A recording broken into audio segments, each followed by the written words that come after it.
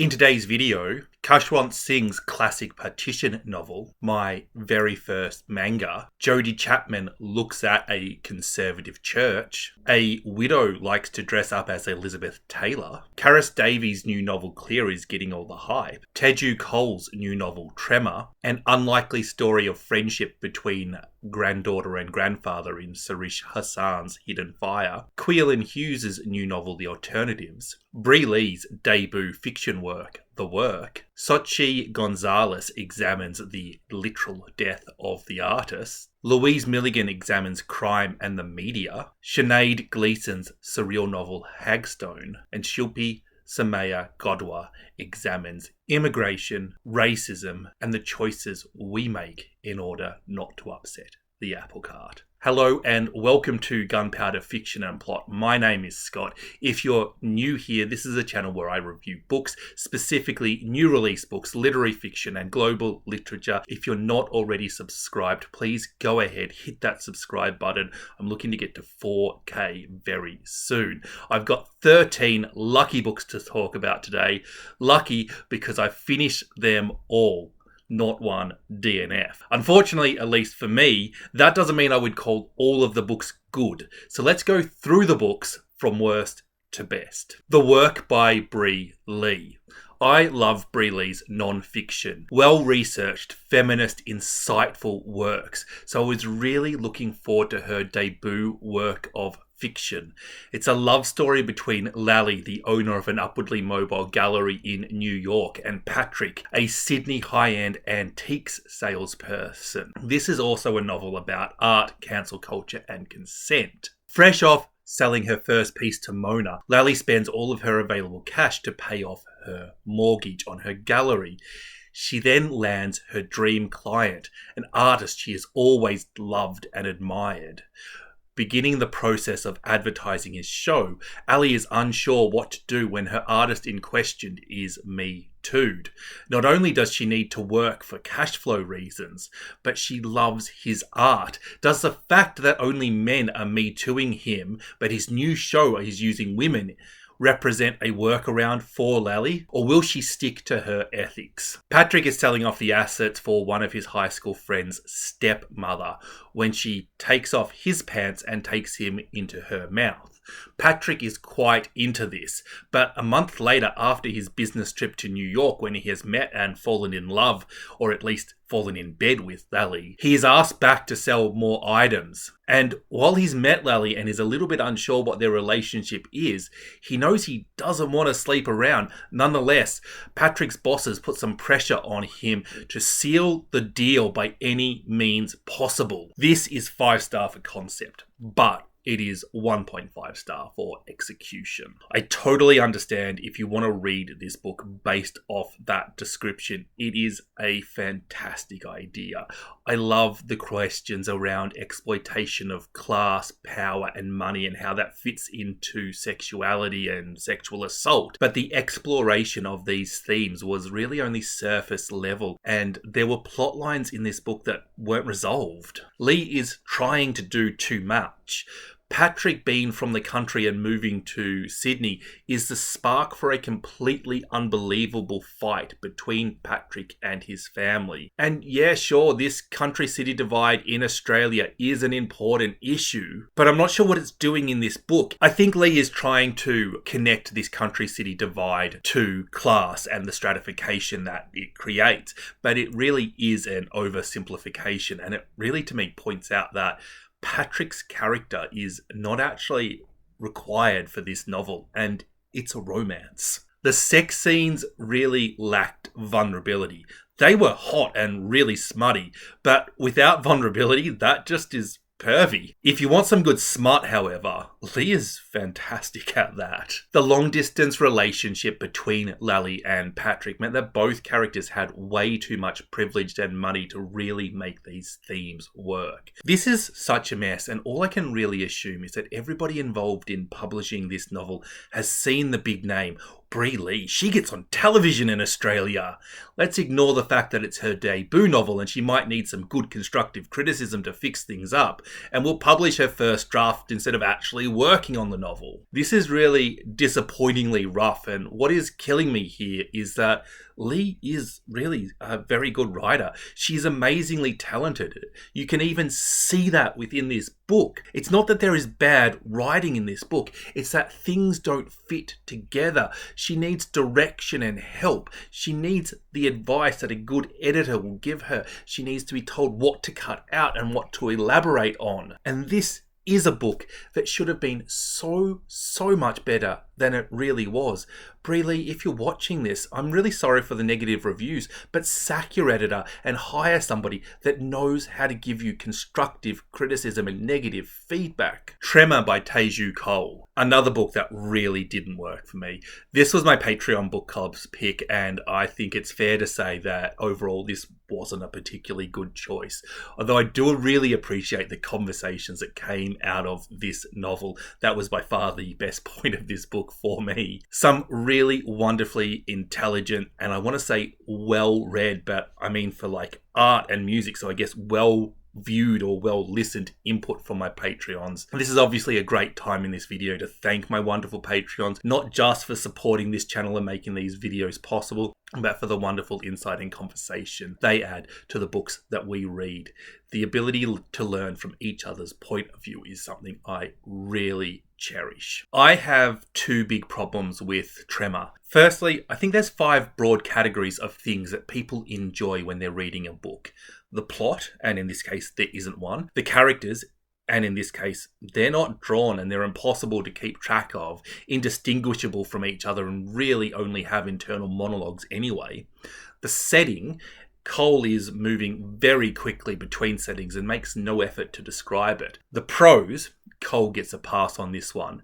And lastly, the themes. And this is all Cole is interested in. And what is the point of a theme if you don't have a character to bring it back to? The Irish potato famine would have been a much smaller deal if the people weren't starving. The ideas that Cole has are important, but write a book of essays and market it as such. The other problem I have is that Cole is very clearly one of these people who is used to being the smartest person in the room. But his points about the loss of art of Zulu culture versus a French painting being in an Italian museum, they're good conversation starters, but they're not new or complex ideas. You don't need to be the smartest person in the room to tell me about them. You don't need to be overly didactic. Yes, colonialism has pillaged Africa. Yes, the arguments used by the West still to this current day to not return art is both flawed and complex. And yes, one potential solution is to provide art from Europe and North America to African museums so that everybody can benefit from different arts and share in a global culture. But I said all that in a paragraph. I didn't need 229 pages of an overly constructed argument. It's a really padded book that frankly underestimates the intelligence of the reader. This book is really an academic textbook turned into bad fiction. And once a book begins to underestimate the intelligence of the reader, it does the worst crime a fictional novel can do. It bores them. That said, I do know some readers are going to absolutely love this book. Maybe what I think of as indistinct characters, another reader will think of as a cacophony of voices saying profound things about the importance of art and music in the building of and creation of cultures, especially African cultures. But for me, skip this book. Hagstone by Sinead Gleeson. Nell is an artist who lives on an island next to a commune of mysterious women. She is invited into the commune to help document the lives of these women and later to create a piece of art for them. At the same time, a famous American actor arrives on the island, seemingly on holidays and hoping to explore. He asks Nell to show him around, but it soon becomes clear that he is interested in the commune and potentially creating a documentary or something similar about their lives. Gleeson is quite clever in creating a supernatural feel for this novel without supernatural events. Just to be clear, this novel is in no way a fantasy, but there is a little bit of questioning what is real and what is not. It almost feels eerie and like you're in the 1500s and somebody's about to be called a witch. While there's a considerable amount of skill on display, I cannot help but to be disappointed in the complexity of it all. What Gleeson is doing is having a trite, boring and very well walked go at a system of power. She's really having a go at communism without saying anything new, although this is done in a way where I think you can apply the criticisms she has to any other form of governance. I can't help but to agree with a lot or almost everything that she's saying, but the thing is, she's not saying anything new, nor is she selling me on the story of this work. The isolated community of women, that's interesting, but it's somehow both over and underexplored at the same time. I felt kept from their motives and their personalities, and I'm unsure if that was the intention of Gleeson or just poor writing. Did she want me to consider why they were there? Why were they removed from society without providing me an answer? Did she create the characters and not know why they were there herself? I think what the worst thing about this book is, you know how some books get better the more you think about it? This is exactly the opposite. I kind of enjoyed it when I was reading it without finding it anything special, but the more I think about this book, the worse it gets. If you like setting and prose, you could potentially get quite a lot out of this book. But if you're a reader who enjoys characters, plots, or themes, then this book is a scenic ride to nowhere. Train to Pakistan, Khushwant Singh. This is a 1956 classic from India, written just 9 years after the partition of India and Pakistan. Partition is such an interesting topic to write a novel about. One country being split in two. Muslims being told they have to move to Pakistan. Hindus and Sheikhs being told they have to move to India. The quick movement of people leads to distrust, violence and retaliation, and some really abhorrent and terrible acts of violence. As an aside, if anybody can recommend me a really good petition book from the point of view of somebody living in Kashmir and discussing the extra complexities of that situation, I would absolutely love to read that. This novel involves the inhabitants of the town Mano Majra, near the newly created border between India and Pakistan, but on the Indian side, where historically Muslims, Sheikhs and Hindus have been living side by side. I won't say harmlessly. There are clearly some pre-existing disputes between them, but they're not based on religion. They're standard disputes. And what this novel does is it shows how these local events get caught up in the madness of partition. And I think what Singh is doing best is demonstrating this gradual but rather quick change of attitudes across only a few days that created this collective bloodlust. There is one line in this book that I just simply cannot forget. For every Hindu man that is killed, we will kill 2 Muslim men. For every one of our mothers, wives and sisters raped, we will rape 2 of their women. And as for the title, some of you might understand what that title is referring to. The ghost trains full of dead bodies, and depending on the direction of the travel, full of Muslims or Hindus. You're really not left guessing about how horrible this event in history was. This is an important novel and I am very glad I read it. And I did like this novel, but it's not the best piece of writing I have ever read. There are slightly too many characters for its relatively short length, meaning they're not fully explored. Personally, for me, I would have liked to have just focused on 1 or 2 of these characters and the impact of partition on them rather than trying to describe the whole madness. The plot very much does feel like a romance in the time of conflict sort of novel, but the storyline gets overwhelmed by the chaos. And while I think that that is good because it sort of demonstrates how big a deal partition was, I think the author could have come back to that storyline and given us a bit more of a clearer resolution, and I think I can make that criticism about quite a few of the individual story arcs within this book. Death Note by Tsugumi Ohba. This is a manga series, and this is my very first manga series. It's about a boy, Light, who is about to graduate from high school, and a death demon who is rather bored gives the boy his notebook. Whosever name Light writes into this notebook dies. If he doesn't specify a cause of death, they will die of a heart attack. Light uses this to start killing criminals. but he doesn't want people to think it's an accident, and hence he makes every criminal die of a heart attack. This leads to a bit of a mystery. The murderer is called Kira by the newspapers, and the super detective L, not his real name obviously, is on the case to track Kira down. Light's father just happens to be head of a Japanese police force and works with L quite a bit. This leads to a very interesting game of cat and mouse between killer with superpowers and brilliant detective. Originally, I was kind of like, a world where criminals are killed by this omnipresent judge, that's not going to reduce crime. That's a very simplistic idea that has shown not to work, and it's quite ignorant of the root causes of crime. But I wanted to give the manga a chance to discuss that, to see what it said about that. And I kept reading, and it really never did say anything really one way or the other. Instead, it chooses to focus much more on this game of cat and mouse, this manhunt. And when I finished the first book in this series, I thought, well, that's a bit of fun, but I'm not going to bother with the rest of this series. However, within 24 hours, I had completely changed my mind, and I'm now 4 books deep in this series. And I do intend to keep knocking over a book every couple of weeks or so until I finish it. This is not my usual kind of read, even if it weren't a manga.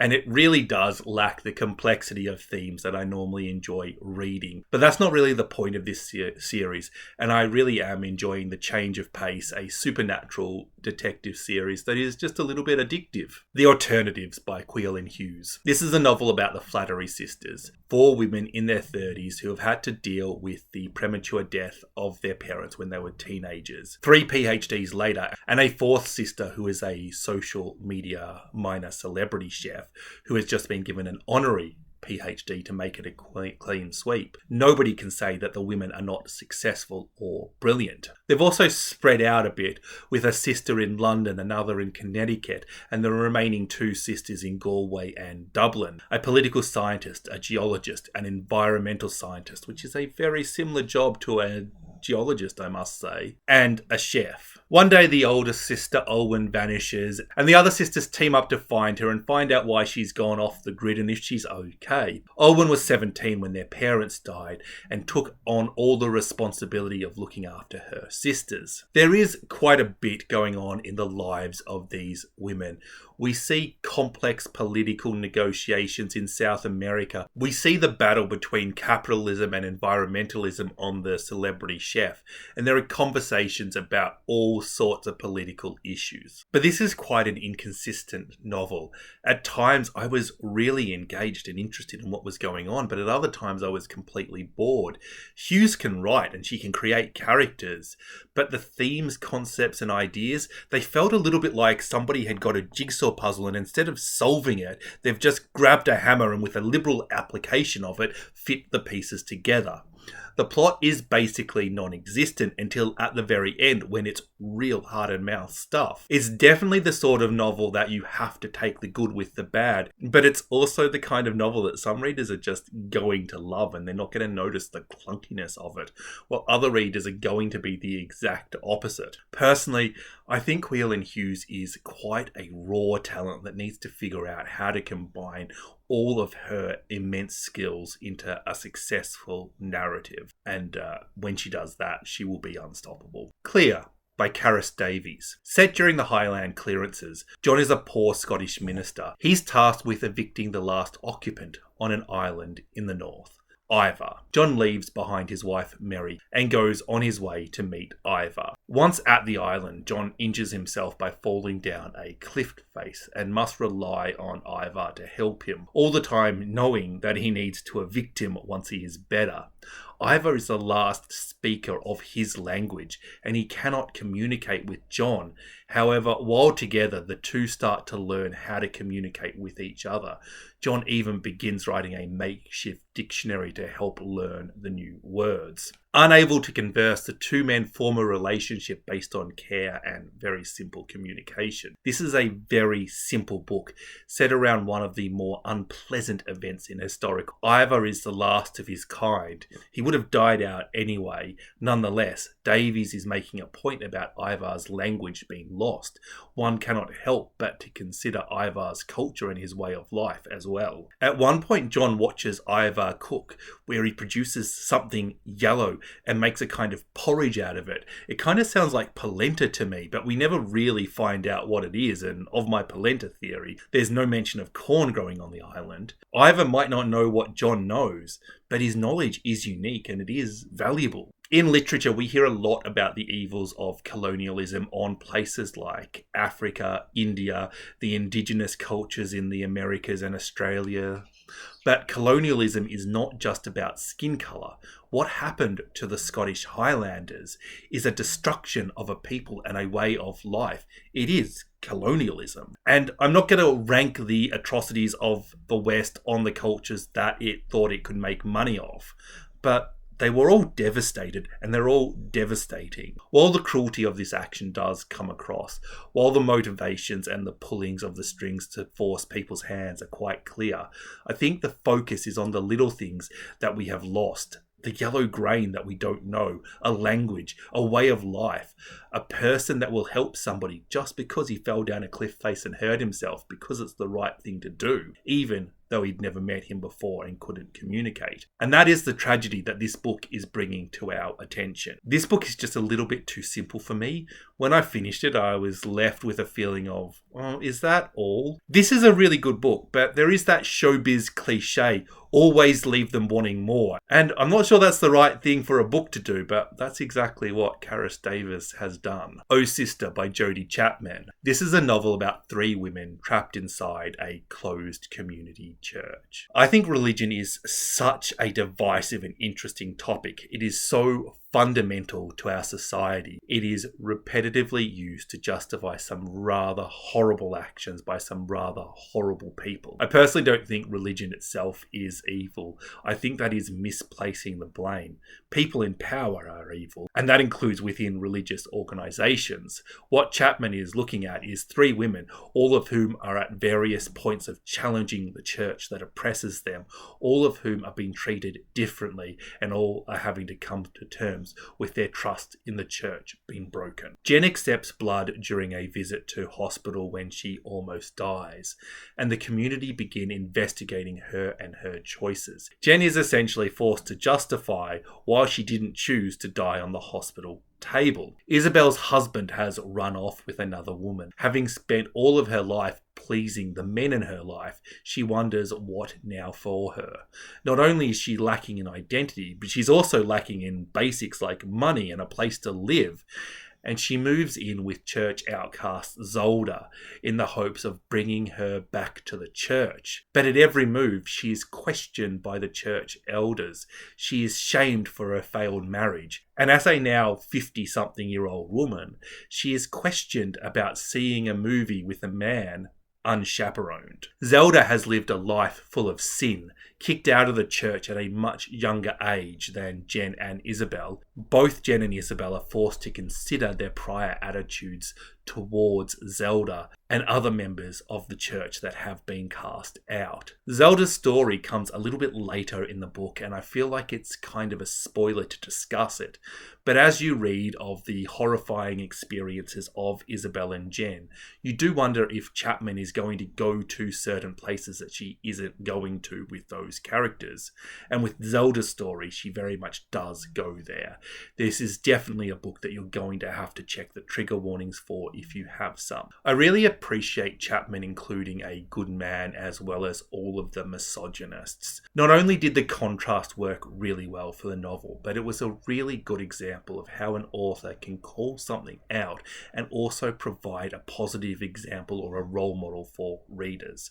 Chapman is an ex-Jehovah's Witness, and you kind of feel like she could be writing about her time there. My real criticism of this book is that while everything is well done, nothing is done amazingly. Consequently, it is a good but a little bit forgettable novel, Pheasants' Nest by Louise Milligan. Milligan is a well-known Australian journalist, and she has taken the well-travelled road from journalism into novel writing via non-fiction.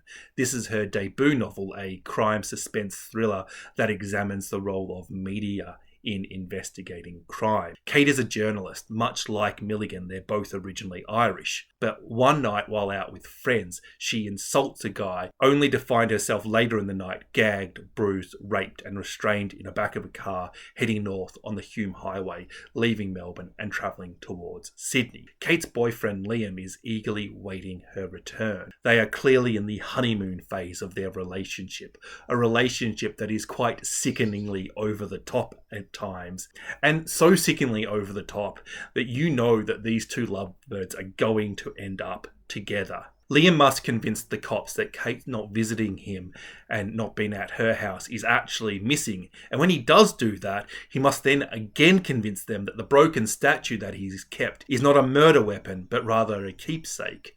Milligan weaves together narratives from Kate, her abductor, Liam, Kate's best friend, a woman with seemingly no connection at all to the story, and several police officers as this story heads towards the titled town of Pheasants' Nest. There are also flashbacks from Kate's career as a journalist and Liam's career as a lawyer, their early relationship, as well as obviously the girls' night out. Kate often reflects on her time as a journalist, thinking about what was normal, how people get caught, asking herself what does she need to do to live through this situation. This provides Kate with new insight into what her job actually does. This is quite on the literary side of thriller, but it is much more a crime thriller than it is a literary fiction novel. I appreciate the insight into Kate's emotion and fear, and the sickening flashback romances between Kate and Liam was absolutely adorable, and it was a really effective way of not letting you become complacent with Kate's emotion and the fear she must be feeling. The switching from the abduction to this love story really made me invest in both Kate and Liam so much more. I very rarely enjoy thrillers when the crime is just a plot point, but Milligan has really thought about the motivations. Who does this? She's considered her characters and how they would feel and so on, and that really elevates this book for me. If you like complex Nordic noir, or if you're a literary fiction reader that enjoys some of the more high-octane genres, sci-fi, fantasy, horror, thriller, then this is probably a good one for you. Best book I've ever read? No, certainly not. But a well-crafted novel that does exactly what it's trying to do, and I don't really have any criticism for it. Becoming Elizabeth Taylor by Elizabeth Delo. This book is a little bit of a snodder. It is pretty miserable in places. Val dresses up as Elizabeth Taylor, not in a celebrity impersonation kind of way, but in the privacy of her own home where she lives. One day Val sees a pram unattended and on a whim steals it, complete with baby and all. Driving off into the sunset, she finally has a child. And by off into the sunset, I mean Wales. This is quite an unlikely scenario. I do know that parents dread having their baby stolen by a complete stranger, but it really does very rarely happen, and very seldomly by a widow in her 70s. What Delo does is alternate between three narratives. One giving you pieces of Val's past, another one pushing the storyline forward and painting a picture of Val now, and the last of this gay man, about 40, living in Brighton alone and in financial difficulties. I don't think it's a big spoiler to tell you that that is Val's son. These storylines start to paint a picture of Val, and you start to slowly understand her, and her actions start to seem less and less bizarre and make sense with who she is. Delo has given herself quite a task. Stealing a baby is not the way to endear us to a character, but if we don't empathise with Val, then this book fails. And pretty early on, I was like, look Val, just return the baby. Nobody needs to ask any questions. You can just run away. I was really on her side. I mean, she needed to return the baby, but I was still on her side. The other thing that requires explanation is the Elizabeth Taylor thing, and that does have an explanation, but again, I won't tell you for spoilers. I do always struggle to review plotty novels because there are spoilers in them. And this book does have a fantastic plot, but hopefully you realise by now that there is something a little bit wrong with Val, and it is complex, and it does involve her mental health. And as you fall in love with this quirky child-stealing granny, Delo delivers devastating gut punch after devastating gut punch. This is an excellent example of a character-driven, plot-based novel. Wonderful storylines. It is a brilliant contemporary fiction that also explores mental illness, widowhood, and some of the darker parts of life. We've reached the point in this video, 3 books to go, and we have 3 proper good books. I've liked quite a few of the books I've discussed so far, but if you want my very, very honest recommendations, these are the books you need to go out and buy. This is the kind of fiction that you deserve. Unless you disagree with my taste, in which case don't buy these novels. Shelley. A Great Country by Shilpi, Somaya, Gowda. The Shah family, 2 parents, Ashok and Priya, 2 teenage girls, Deepa and Maya, and Ajay, 12 years, probably with autism, have lived in America for 20 years, but when Ajay decides to indulge in his special interest, flying drones, near the airport, things take a turn for the worst. Large for his age, he is arrested and placed in prison with the adults. Ashok and Priya run off to help Ajay, leaving Deepa and Maya to fend for themselves. Having recently moved to the gated communities of Pacific Hills, Maya has embraced her new friends, buying them expensive gifts and flirting with her best friend's older brother. Deepa, on the other hand, argued not to move schools in her senior year, tasked with picking Maya up. She instead attends a protest and ends up being arrested with her best friend, a gay, undocumented immigrant from Mexico. Ashok calls in a favour to get Ajay out, and a high-profile legal case is set up. A 12-year-old boy has been beaten by the police, who thought he was a terrorist, but Ajay has broken some pretty serious rules and could still end up going to prison. What Gowda is interested in doing is looking at the personal pressures that force us to conform with society in a negative way, the idealistic versus the pragmatic, and what the consequences of that are. There is a particular scene that stands out where the lawyer looking after Ajay asks the Shah family if they're Muslims, and finding out that they're not, he tells them, look, I know this is going to sound horrible, but it would be really good if you could all go to temple together. Let the media know that you're Hindus. Idealistic Deepa goes off about this suggestion. Ignorant and socially awkward Ajay asks if he can do twice as many chores instead of going to temple. Both parents and lawyers know what they're doing is on the yuck side of ethical, but they understand what they're dealing with and why they think it's important. This is such a good central theme for a novel. It intersects the emotional and the intellectual perfectly. Gowda's exploration of it is littered with examples that demonstrate how complicated this situation is and how easy it is not to see the real issues. And it leans into the question, what is more important, the greater good or individual needs?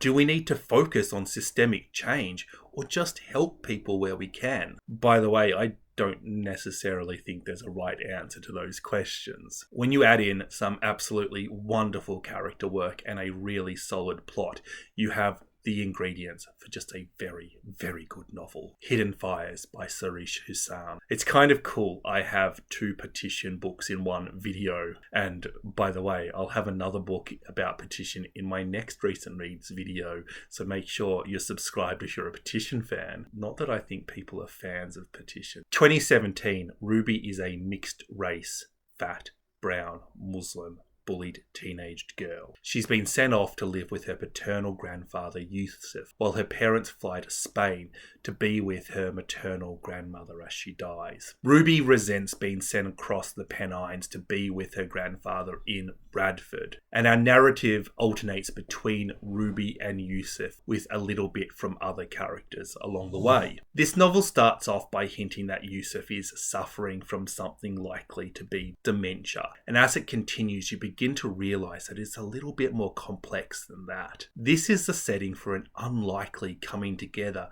a weird friendship forms between Ruby and Yusuf. There's quite a few examples in this book, but my favourite is Yusuf complaining about how loud Ruby plays her music. It feels like such a well-worn cliche between the generations, but the very next chapter, Ruby is complaining at how loud Yusuf likes to have the television on. And while the two don't get along initially, they do start to appreciate each other. Yusuf's declining health and abilities are made up for by Ruby's willingness to help him, while Ruby's inexperience and lack of knowledge of basic things like how to cook are assisted by Yusuf's knowledge and expertise. The two realise that together they make a really good team. I quite enjoyed the I love you and I accept you, but at times you really get on my nerves relationship the two have.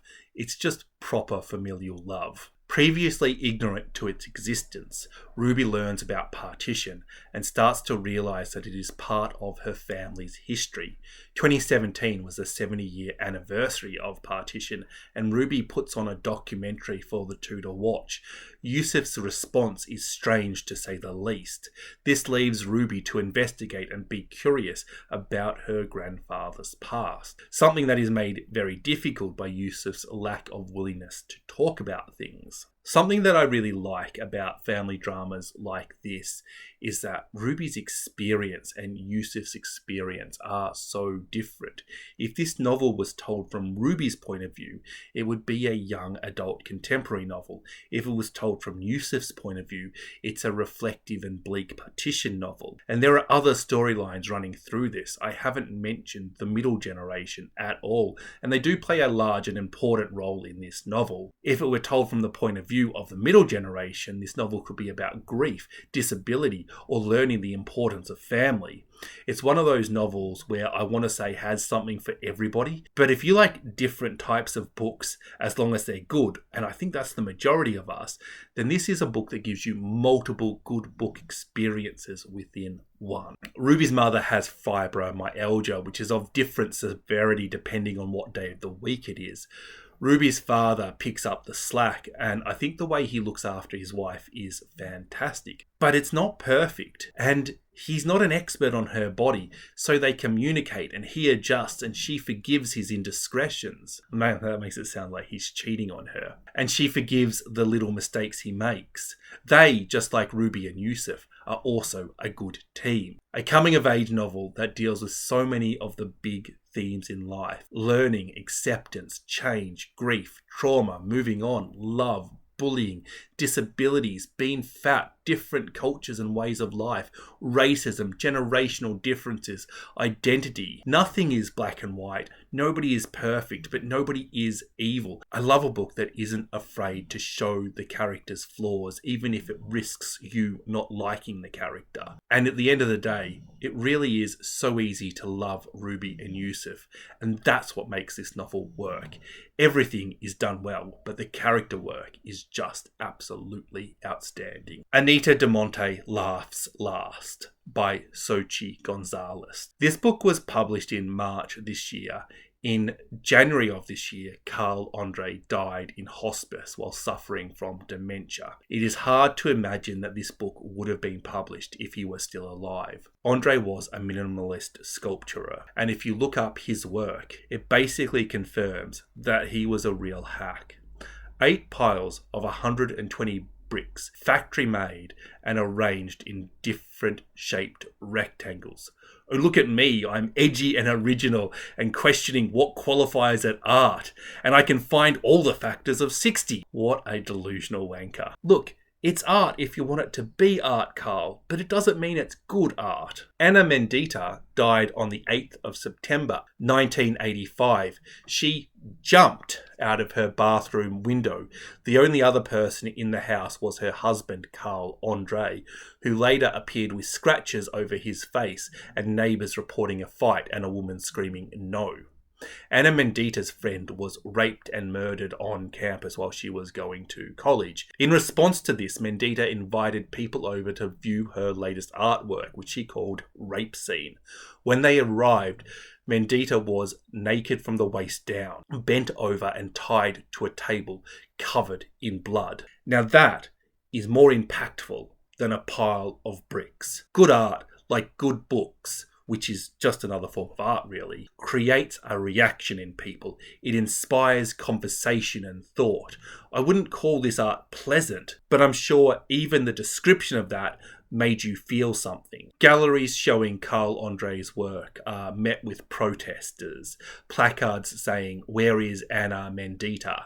Animal intestines are often dropped on his work. Should you rearrange the letter of Ana Mendita's name, you get Anita de Monte. Okay, you get Anita de Mante, but it is very close. The dedication of this book is to Ana. And for the rest of this review, I will show you some of the artworks of Ana Mendita instead of my questionable looking face. This book is a fictional retelling of the life of Ana Mendita. Gonzalez introduces a new timeline.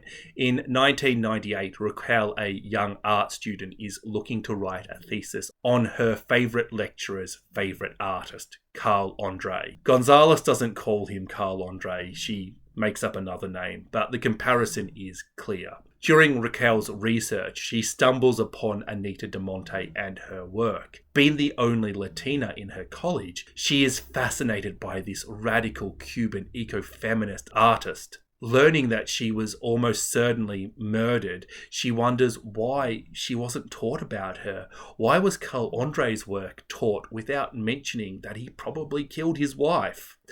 Raquel challenges her white male supervisor on this. Later on in the book, Raquel challenges her white male supervisor on this, and I really love how Gonzalez tackles that. Raquel's own relationship with a white boy starts to show hints of repeating Anita de Monte's relationship. It is such a fitting exploration of the big ecofeminist themes. It feels both tributary and inspired by Anita de Monte's work.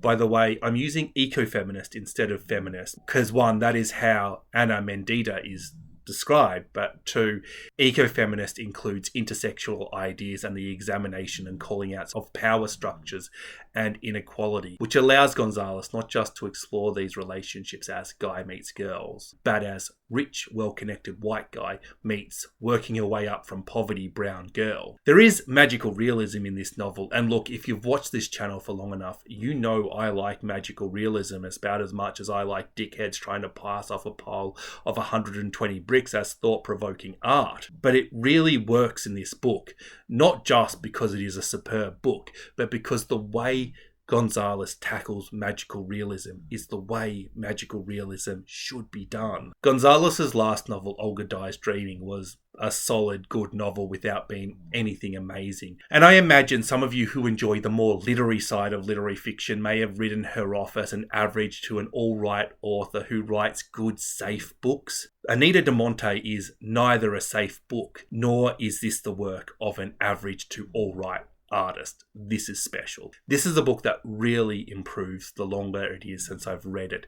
The dual timelines flicking between Anita and Raquel adds so much around legacy and impact. This is an examination of the death of the artist in more ways than one.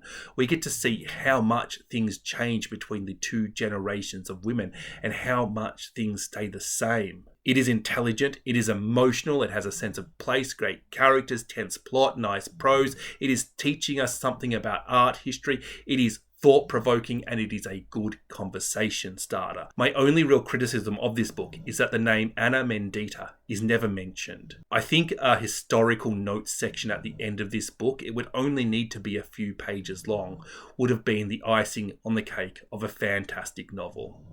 Don't forget to like and subscribe. Thank you for watching. Bye-bye. Man, I hope my dog farting is not coming up on the microphone because everybody's going to think that's me.